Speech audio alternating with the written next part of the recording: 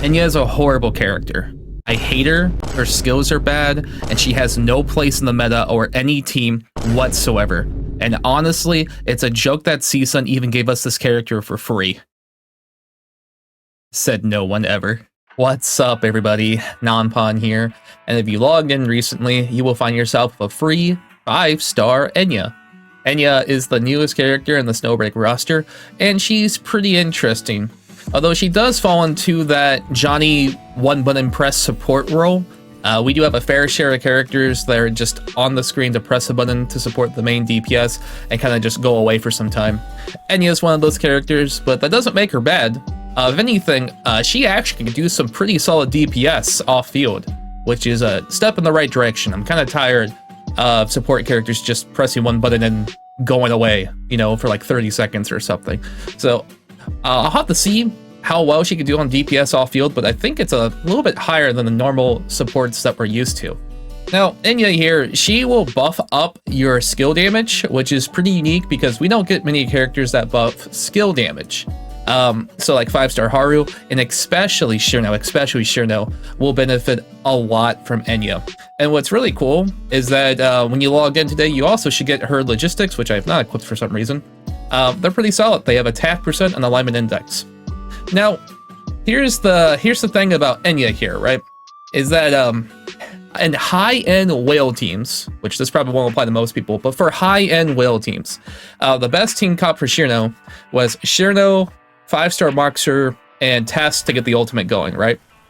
Enya actually has solidified her role in a very special case where people are actually taking Moxer off the team. I know that's crazy because Moxer's like a really good character, and putting Enya on there instead, which is pretty nice. That's pretty good that Enya, just by being a free character, can still place her role into a team composition. And, you know, I feel like a lot of players that are logging in recently will definitely get a huge boost to their account, especially in Neuron Simulation, just by having this character. Honestly, it's kind of crazy that we got her for free. I'm very happy with that. Now, I won't do a guide or overview of her in this video. You guys know what I do. I give you like a broad review and then I make a guide later. Something I will say is that she does kind of ramp up with manifestation investment. M3 especially is very powerful, which I will discuss more.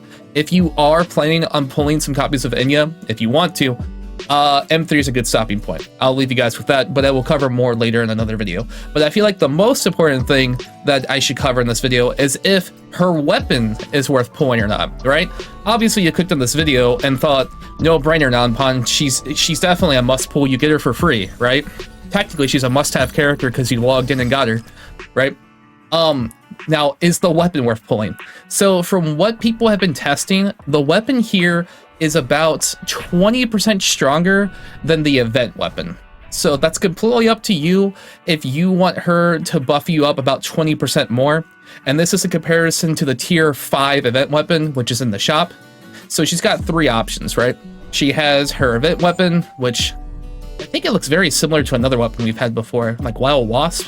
What's it look like here? Tribute of Rose. It looks very similar. So this at tier 5 is decent, right? You can also use Prismatic Igniter on her, but the tier 5 weapon's better. And the signature weapon is like 20% stronger than the tier 5 weapon. So the tier list, or, you know, power of balance here is that you can use Prismatic Igniter for now, farm up the event weapon. That's going to be more powerful. And then if you really want to skip ahead, you can pull this weapon, which will be 20% stronger. Completely up to you, though. Again, you know, money equals power in gacha games. That's up to you if you think getting 1 copy of this is worth it or not. It's a very solid weapon. As far as pulling copies of Enya, that's completely up to you if you want to get her to M3 faster. Completely up to you. Although, when it comes down to it, we are getting the 1-year anniversary very soon, around July 20th, right? So I would definitely reconsider pulling for more copies of Enya. You already have her. Take her while you can. Get her for free. And if you really want the weapon, I don't think it's a bad decision, but that's up to you.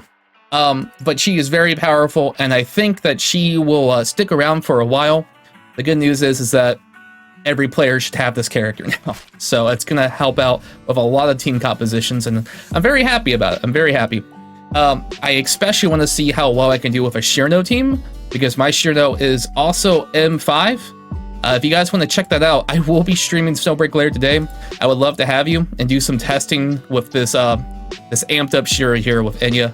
And I'll do some pulls too. I'll do some pulls for her weapons. So that's gonna do it for this video, guys. I'll get a guide out for her later on. I'll explain everything Enya's about. She's not too difficult to play, but I do want to explain how she works. So I will see you guys in the next video. I really appreciate you all, and I'll see you next time. Take care.